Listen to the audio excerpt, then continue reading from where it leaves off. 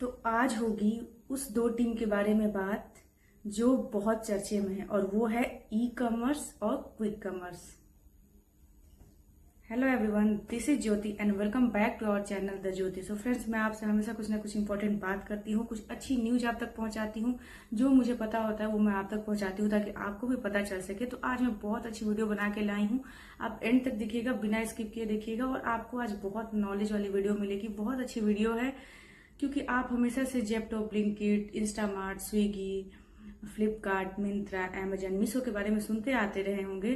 तो आपके दिमाग में कभी ना कभी जरूर चलता होगा कि आखिर ये सब क्या है, कैसे मैनेज करते हैं, इनका क्या काम है। तो आज मैं उसी के बारे में बात करूंगी और वो है ई कॉमर्स और क्विक कॉमर्स के बारे में। तो इनमें क्या खामियां है, किसको फायदा हो रहा है, कौन आगे जा रहा है, कौन पीछे जा रहा है, और फ्यूचर में इनकी क्या मतलब, कौन आगे जाएगा, कौन पीछे रह जाएगा, किसको किससे कंपटीशन है, इन सब चीजों के बारे में आज मैं डिस्कस करूंगी। तो आप मेरे इस वीडियो पे एंड तक बने रहिएगा और मैं उस चीजों पे भी डिस्कस करूंगी कि इन सब चीजों की वजह से जो छोटे दुकानदार हैं वो कैसे प्रभावित हो रहे हैं, उनका कैसे आगे बढ़ेगा, वो ऐसा क्या चीज अपनाएंगे ताकि उनकी भी दुकान आगे चलेंगी। इन सब चीजों की वजह से उन पे कोई प्रभाव नहीं पड़ेगा, उस पर भी मैं आज डिस्कस करूंगी।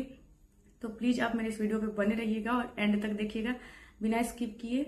तो वीडियो शुरू करने से पहले मैं आपसे एक रिक्वेस्ट करना चाहती हूँ कि अगर आप मेरे चैनल पर नए होंगे तो प्लीज मेरे चैनल को सब्सक्राइब कर दीजिए और मेरे वीडियो को एंड तक देखिएगा। मुझे उम्मीद है कि आपको ये वीडियो बहुत अच्छा लगेगा और प्लीज लाइक कर दीजिएगा और प्लीज सब्सक्राइब कर दीजिएगा क्योंकि मेरा एक सब्सक्राइबर बढ़ता है तो मुझे बहुत खुशी मिलती है। तो चलिए अब वीडियो स्टार्ट करते हैं कि आखिर ये ई कॉमर्स क्या होता है और क्विक कॉमर्स क्या होता है। तो जी हाँ, तो सबसे पहले मुझे ये समझना होगा कि ई कॉमर्स में कौन आते हैं और क्विक कॉमर्स में कौन आते हैं। तो ई कॉमर्स में आते हैं जैसे फ्लिपकार्ट, अमेजन, मीशो, मिंत्रा, ये सब जो है ये ई कॉमर्स में आते हैं। और क्विक कॉमर्स में आते हैं, क्विक मतलब जल्दी, मतलब जो जल्दी से आपको आपका सामान पहुंचा देता है, जैसे हो गया Zepto, Blinkit, Instamart, Swiggy mart, ये सब जो है ये है क्विक कॉमर्स में आते हैं। तो आज हमें इसी बात पे डिस्कस करना है कि आखिर कैसे ई कॉमर्स आया, कैसे क्विक कॉमर्स आया, कौन किस पे भारी पड़ रहा है, इस पे आज हम डिस्कस करेंगे। तो आप सबों को ये पता ही होगा कि क्विक कॉमर्स ई कॉमर्स पे भारी पड़ रहा है क्योंकि कोई भी इंसान चाहता है कि उसके पास जितना जल्दी से जल्दी हो सामान आ सके। तो ये काम क्विक कॉमर्स बहुत जल्दी कर रहा है क्योंकि उनका यही मोटो है कि आप कुछ भी ऑर्डर करेंगे उन्हें वे बस 5 से 10-15 मिनट में आपके तक पहुंचा दे रहे हैं। तो ये इसकी वजह से ई कॉमर्स वाले थोड़े पीछे हट रहे हैं और क्विक कॉमर्स वाले आगे जा रहे हैं। तो अभी हम डिस्कस करेंगे एकदम शुरुआत से कि हाँ कैसे क्या शुरू। सबसे पहले तो हम इस बात पे फोकस करेंगे, सबको पता होगा कि बहुत पहले ऑनलाइन की कोई चर्चा ही नहीं थी, ऑनलाइन कुछ नहीं होता था। आपको जो भी सामान लेना होता था आप दुकान जाते थे, पैसा देते थे और लेके आते थे, पहले यही होता था, आप सबको पता है। पर कहा जाता है कि 1995 में ऑनलाइन शॉपिंग स्टार्ट हुई, पर मोबाइल और कनेक्टिविटी और इंटरनेट की सुविधा नहीं होने की वजह से वो उस टाइम उतना नहीं चल पा रहा था, पर उसकी शुरुआत हो गई थी कहीं ना कहीं। फिर उसके बाद मोबाइल आया, फिर भी उसके बाद भी लोग उतना ऑनलाइन शॉपिंग कर नहीं पाते थे क्योंकि नेट की सुविधा नहीं थी, बहुत पैसे लगते थे अगर आपको नेट यूज करने हैं। तो इसकी वजह से भी ऑनलाइन शॉपिंग उतनी नहीं चलती थी और ऑफलाइन शॉपिंग ही होती थी। लोग जाते थे दुकान पे और जो चीज उन्हें लेना होता था वे जाते थे लेके आते थे। पर ये कब चेंज हुआ इस पे हम डिस्कस करते हैं। तो सबसे पहले ये हुआ कि 2007 के आसपास स्नैपडील आया, फिर उसके बाद फ्लिपकार्ट आया 10 के आसपास, फिर 2013 के आसपास अमेजन खुद आया। और ये जब आए तो इन तीनों में बहुत कंपटीशन था। ये मतलब सारे सामान बेचते थे, जैसे जो भी ऐसे यूज वाले चीज थे, कपड़े, कॉस्मेटिक्स, बहुत सारे ऐसे चीज थे, वे सब बेचते थे, पर फिर भी उतना चलता नहीं था क्योंकि नेट की सुविधा नहीं थी। तो ऑनलाइन शॉपिंग में सबसे ज्यादा बूम उस टाइम आया जब 2017 में अंबानी जी ने जियो लॉन्च किया और उसकी जो कसर थी वो कोविड के टाइम में आप देख सकते हैं। जब 2019 में कोविड आया तो सारे लोग बिल्कुल घर में पैक हो चुके थे और उस टाइम एकदम से ऑनलाइन शॉपिंग बहुत ज्यादा बढ़ गई। उसके पहले लोग अमेजन फ्लिपकार्ट और इन सब चीजों से शॉपिंग करते थे, स्नैपडील था, इन सब चीजों से शॉपिंग करते थे। बट इसके बाद से ऑनलाइन शॉपिंग इतना ज्यादा बढ़ गया कि उसका अंदाजा लोगों को नहीं था कि मार्केट इसका ऐसे उठेगा और जो छोटे मोटे मार्केट है, जो दुकान है, छोटी मोटी दुकानें हैं अगल बगल की, वो एकदम से धड़ाम से नीचे गिर जाएंगी। तो मेन रीजन तो यही है कि जो जियो आया और उसके बाद जो कोविड आया, बिल्कुल से ऑनलाइन शॉपिंग एकदम आसमान छू गया और जो ऑफलाइन शॉपिंग था बिल्कुल धड़ाम से नीचे गिर गया। तो ये तो बात क्लियर हो गई कि ये कब हमें मतलब लोगों के चलन में आ गया, लोग यूज करना सीख गए, लोग ऑनलाइन शॉपिंग करना स्टार्ट कर दिए। ये कब हुआ, ये बात तो क्लियर हो गया। दूसरी बात हम ये क्लियर करते हैं कि फिर उसके बाद आता है मेन बात पहले ये था कि जो ऑनलाइन शॉपिंग होती थी, कुछ कुछ सामान वो देते थे, फिर बाद में कोई स्पेशलाइज्ड लाए, जैसे मिंत्रा कपड़ा का लाया, फिर मीशो लाया, ऐसे बहुत सारे ऐप आते गए, फिर जाते गए। स्नैपडील कुछ दिन बाद चला गया, उसका अच्छा नहीं हो पाया, तो फिर तो मेन रीजन तो ये था कि जब जियो आया और कोविड आया तो ऑनलाइन शॉपिंग बहुत ज्यादा बढ़ गया। पर उसके पीछे का कारण ये भी था कि ऑनलाइन शॉपिंग में जब लोग इलेक्ट्रॉनिक सामान लेने जाते थे, तो अगर वो कहीं दुकान से जाके लेते थे, उससे कुछ % डिस्काउंट पे उन्हें ऑनलाइन मिल जाता था और सेम सामान मिलता था। तो किसी भी इंसान को, किसी भी लोगों को, अगर कोई भी मोबाइल हो, टीवी हो, फ्रिज हो, कुछ भी हो, अगर वो कहीं 20,000 का मिल रहा है और उन्हें अगर ऑनलाइन 17-18 हजार में मिल रहा है, सेम चीज सेम क्वालिटी, तो कोई भी सोचेगा कि चलो हम घर बैठे मंगा ले, 2,000 मेरे रुपए भी बचेंगे। क्योंकि इंडियन लोगों के में होता है कि मैं जहां से भी पैसा बचा लूं, ऐसी उनकी सोच होती है, और अच्छी भी है कि पैसा बचाना बहुत अच्छी चीज होती है। तो इन सब कारणों की वजह से इलेक्ट्रॉनिक आइटम्स पे इतने ज्यादा छूट मिलने लगे, इन सब कारणों की वजह से लोग ऑनलाइन शॉपिंग की तरफ भागने लगे। मेन रीजन यही है कि इलेक्ट्रॉनिक सामान ही सबसे ज्यादा आकर्षित किया लोगों को ऑनलाइन की तरफ, क्योंकि उनमें साफ साफ दिखाई देता था कि अगर हम इस फोन को ऑनलाइन ले रहे हैं तो ये 8,000 में मिल रहा है, और हम जाके किसी स्टोर से या किसी दुकान से ले रहे हैं तो वो 10,000 में मिल रहा है। तो कोई भी इंसान ऑनलाइन मंगाएगा, घर बैठे मंगाएगा। और सबसे अच्छी थी कि वे रिटर्न भी कर सकते थे, पहले कोई इसमें प्रॉब्लम नहीं थी। इसकी वजह से सब लोग ऑनलाइन शॉपिंग करने लगे। फिर धीरे धीरे धीरे आया क्विक कॉमर्स, और ये आया और बिल्कुल इनको पूरी इसको पलट के रख दिया, क्योंकि क्विक कॉमर्स में और ई कॉमर्स में अभी तो धीरे धीरे ऑनलाइन शॉपिंग सब लोगों तक पहुंच गया। और ये जो ऐप वाले हैं जो ऑनलाइन शॉपिंग स्टार्ट किए हैं, उन्हें लगा कि हाँ, अब मैं सब जगह पहुंच चुका हूं, अब हम प्रॉफिट कमा सकते हैं, और ये बहुत खुश थे। और इन्हें ये लगा था कि अब बहुत प्रॉफिट होने वाला है, क्योंकि अभी तक इन्होंने बहुत कम मार्जिन रख के सामान बेचा था, बहुत डिस्काउंट दिए थे, क्योंकि इन्हें अभी एक मतलब हर एक तक पहुंचना था। और जब आया इनका प्रॉफिट कमाने का टाइम, तब आ गया इनके पास कंपटीशन के लिए क्विक कॉमर्स। तो जी हाँ, अब हम डिस्कस करने जा रहे हैं ई कॉमर्स से हम चलते हैं सीधे क्विक कॉमर्स पे, कि आखिर ये क्विक कॉमर्स क्या है। तो कोई नया बंदा आया, उसने सोचा कि बिल्कुल ई कॉमर्स का जो है उसको हम ले ले, पर उसके जगह पे वे जो सामान 2 से 3 दिन में पहुंचा रहे हैं, उसे हम क्यों ना 15 से 20 मिनट में पहुंचाए। क्योंकि उन्हें पता था कि लोगों को जितना जल्दी आप सामान पहुंचाएंगे, वे उतना जल्दी आपसे सामान लेंगे। तो उनका ये मेथड भी बहुत काम आया, और क्विक कॉमर्स अभी बहुत फल फूल रहा है बड़े बड़े कंट्री, बड़े बड़े सिटीज में। हम डिस्कस करेंगे क्विक कॉमर्स के बारे में। तो जी हाँ, क्विक कॉमर्स आया 2013 में, जिसका नाम था ग्रोफर्स, पर वो चला नहीं, क्योंकि उस टाइम तक लोगों को उसकी उतनी समझ नहीं थी, वे उसको उतना चला नहीं पाए।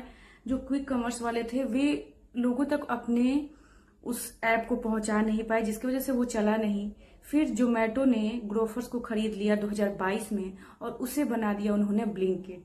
उसी बीच में स्विगी ने इंस्टामार्ट ओपन किया, और इधर 2 बंदों ने मिलकर 2021 में जैप्टो नाम का एक ऐप लेके आया। और ये तीनों ऐप अभी बूम पे हैं, क्योंकि क्विक कॉमर्स का मतलब है कि वे सामान बिल्कुल एकदम क्विकली आप तक पहुंचाएंगे। ब्लिंकिट नाम ही ऐसे रखा है कि बस आपने ब्लिंक किया और आपके पास सामान हाजिर हो गया। तो ये अभी बड़े बड़े शहरों में बहुत ज्यादा चल रहे हैं, और इसके वजह से ई कॉमर्स वाले परेशान हैं। पर आप सोच रहे होंगे कि ई कॉमर्स और क्विक कॉमर्स तो बिल्कुल ही अलग है, फिर ये एक दूसरे के कॉम्पिटिटर कैसे हो गए। तो इस पे भी हम डिस्कस करेंगे। तो इसका मेन रीजन ये है कि क्विक कॉमर्स में पहले कुछ ऐसे थे, ग्रोसरी वाले सामान रखते थे, पर उन्होंने देखा कि मेरे पास तो सब कुछ है, बंदे हैं, अगर गोडाउन है, सब कुछ है, तो जो ई कॉमर्स वाले बेच रहे हैं वो हम क्यों नहीं बेच सकते। तो अब क्या हो रहा है कि क्विक कॉमर्स वाले भी वो सामान लाके बेचने लग रहे हैं जो ई कॉमर्स वाले ही रखते थे। तो इसकी वजह से ई कॉमर्स वाले लोगों का बिजनेस ठप हो रहा है। तो क्विक कॉमर्स को बोलना था कि अगर जो सामान ई कॉमर्स वाले दे रहे हैं तो वो हम क्यों नहीं दे सकते, वो भी बिल्कुल 15 से 20 मिनट में। इसकी वजह से उन्होंने बहुत सारे ऐसे इलेक्ट्रॉनिक आइटम्स भी लेके आए जो आप बिल्कुल ब्लिंकिट, ये जैप्टो, ब्लिंकिट कहीं से भी आप ऑर्डर कर सकते हैं, और फटाक से 15 मिनट में आप अपने तक पहुंचा सकते हैं। तो इसकी वजह से जब जोमेटो ने खरीदा था ग्रोफर्स को, उसका नाम ब्लिंकिट रखा, तो उन्होंने ये बोला भी है कि उन्हें जोमेटो से ज्यादा फायदा हो रहा है ब्लिंकिट से। तो आप देख सकते हैं कि क्विक कॉमर्स कितना आगे बढ़ रहा है, और इसका कैसे प्रभाव पड़ रहा है ई कॉमर्स वाले पे। अगर आप कोई फोन ऑर्डर कर रहे हैं और फ्लिपकार्ट पे या अमेजन पे 2 से 3 दिन में दिखा रहा है, और अगर आप उसे जेप्टो या ब्लिंकिट से ऑर्डर करेंगे और 15 से 20 मिनट में आएगा, तो आप बिल्कुल जेप्टो और ब्लिंकिट को ही पहले प्रेफर देंगे, क्योंकि आपको लगेगा कि जो सामान मुझे 2 से 3 दिन में मिलेगा मुझे अभी मिल जाए तो ज़्यादा अच्छा है। इसके वजह से ई कॉमर्स पे क्विक कॉमर्स भारी पड़ रहा है। पर और नुकसान ये है कि क्विक कॉमर्स में बहुत ही लिमिटेड मात्रा में कोई सामान होते हैं और ई कॉमर्स पे बहुत ही वाइड, मतलब आप जहां आप जो ढूंढ सकते हैं वो आपको ई कॉमर्स पे मिल सकता है। तो अभी इन दिनों में इन दोनों में कंपटीशन चल रहा है और इन दोनों के बीच में पिस कौन रहा है, तो वो है आम जो स्टोर हैं आपके आसपास के, उनमें वो पिस रहे हैं। तो मेन जो मैंने एक वीडियो बनाया था कि किराना स्टोर क्यों बंद हो रहा है, तो ये भी रीजन है। और तीसरा है डी मार्ट। हम डिस्कस करेंगे कि इनकी वजह से, इन दोनों की वजह से कौन कहाँ पहुंचा, किसको क्या प्रभाव पड़ेगा इनकी वजह से। क्विक कॉमर्स की वजह से ई कॉमर्स को क्या नुकसान होगा, ई कॉमर्स की वजह से क्विक कॉमर्स को क्या नुकसान होगा, और ई कॉमर्स को कहाँ काम करने की जरूरत है और क्विक कॉमर्स को कहाँ काम करने की जरूरत है। तो आप सबों को पता ही होगा कि ई कॉमर्स जैसे अमेजन, फ्लिपकार्ट, मीशो, मिंत्रा, ये सब बहुत शहरों में फैल चुके हैं, लगभग सारे शहरों में फैल चुके हैं, Tier 1, 2, 3। मतलब आप जहां भी अगर आप मिंत्रा, फ्लिपकार्ट या अमेजन से कुछ सामान मंगाना चाहते हैं, ये सारे पिन कोड पे लगभग मतलब अवेलेबल हैं। पर जो अभी क्विक कॉमर्स है, ये बहुत सारे पिन कोड पे अभी नहीं डिलीवरी करते हैं, बहुत बड़े बड़े शहरों में ही अभी इनका डिलीवरी है। तो इनको अभी फैलने में बहुत टाइम लगेगा। तो इनकी ये एक खामियां है कि ये अभी उतना फैल नहीं पाए हैं जितना ई कॉमर्स फैल गया है। और ई कॉमर्स की ये खामियां है कि जो क्विक कॉमर्स 15 मिनट में सामान दे रहा है और ये 1 से 2 दिन ले रहे हैं। तो इनका अपना वो सिस्टम वैसे बना हुआ है कि ये कम पैसा खर्च करके कैसे कम डिलीवरी में कम पैसा खर्च करके कैसे लोगों तक पहुंचाए और उससे मार्जिन कमाए, क्योंकि अभी इन लोगों को इतना फायदा हो नहीं रहा है। तो इनका अपना पूरा सिस्टम चेंज करने में कि हमें भी क्विक कॉमर्स के जैसा ही डिलीवरी करना है, बहुत टाइम लग जाएगा। और क्विक कॉमर्स को पूरी दुनिया में, मतलब पूरे भारत में फैलने में भी बहुत टाइम लग जाएगा। तो कुछ खामियां उनके में है और कुछ खामियां इनके में।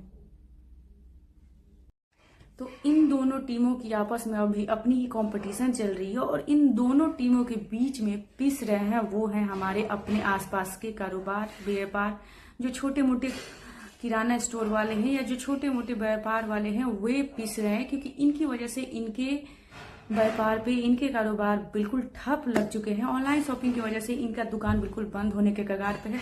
मैंने कुछ दिन पहले एक वीडियो बनाया था कि आखिर 2 लाख दुकानें, किराना स्टोर क्यों बंद हो गई। आप जाके मेरा ये वीडियो देख सकते हैं।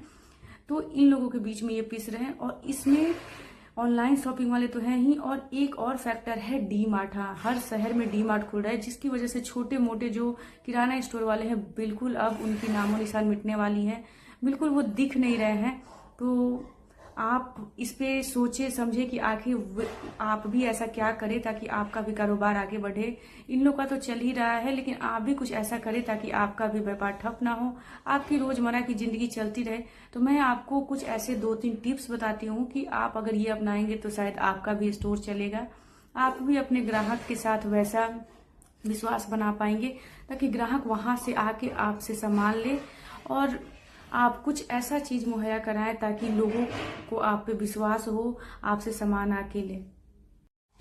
तो ये कुछ टिप्स मैं आपको बताती हूँ। तो पहला टिप्स तो ये है कि आप अपने ग्राहक से बहुत अच्छे से बात करें, बहुत अच्छे से व्यवहार करें, क्योंकि अगर आप रूडली बिहेव करेंगे, कभी भी मैंने देखा है कभी कभी कि मैं किसी शॉप में जाती हूँ तो वो बहुत रूडली बिहेव करते हैं, तो फिर मैं सोचूं कि यार छोड़ो, यहाँ से क्यों लेना, क्यों ना मैं जाके ऑनलाइन शॉपिंग कर लूँ। तो इन सब कारणों की वजह से भी ग्राहक आपके चले जाते हैं। तो आप इस बात पे ध्यान रखिए, अपने ग्राहक से बहुत पोलाइटली बात कीजिए, उन्हें कन्विंस कीजिए कि आपका जो सामान है, आपके जो कपड़े हैं, आपके जो किराना के सामान है वे बहुत अच्छे हैं, आप उन्हीं से आके ले। दूसरा पॉइंट ये है कि ऑनलाइन में कभी भी ऑनलाइन वाले अपने ग्राहक से नहीं मिल पाते हैं, पर आप अपने ग्राहक से मिल रहे हैं तो आप उन्हें सांत्वना दें कि आपका सामान बहुत अच्छा है। सबसे अच्छी पॉइंट ये है कि अगर आपको उन पर बिलीव है, विश्वास है, तो आप उन्हें उधार भी दे सकते हैं और उन्हें बोल सकते हैं कि आप 1 महीना बाद आके पैसा दें। और सबसे अच्छी बात यह है कि अगर आप 1000 भी आपके लॉयल ग्राहक बन गए तो आपका कारोबार कभी बंद नहीं होगा। और तीसरी पॉइंट ये है कि आप हमेशा चेक करते रहें कि ऑनलाइन शॉपिंग वाले कितना डिस्काउंट दे रहे हैं, तो थोड़ा बहुत मार्जिन रख के आप उस पर आप भी छूट दें, अपने कस्टमर को कन्विंस करें, अपने सेल्समैन को ट्रेंड करें कि वे कस्टमर से कैसे बात करें, उन्हें कैसे कन्विंस करें कि आपका सामान ज़्यादा अच्छा है, आपके कपड़े ज़्यादा अच्छे हैं, ताकि ग्राहक आपको छोड़ के फिर ऑनलाइन शॉपिंग करने ना जाए और आपका एक अच्छा ग्राहक बन जाए। तो आई होप कि आपको मेरा ये वीडियो अच्छा लगा हो। अगर अच्छा लगा हो तो प्लीज़ लाइक कर दे, शेयर कर दे, और अगर नए होंगे तो प्लीज़ मेरे चैनल को सब्सक्राइब कर दे। तो चलिए चलते हैं, bye, take care, Radhe Radhe.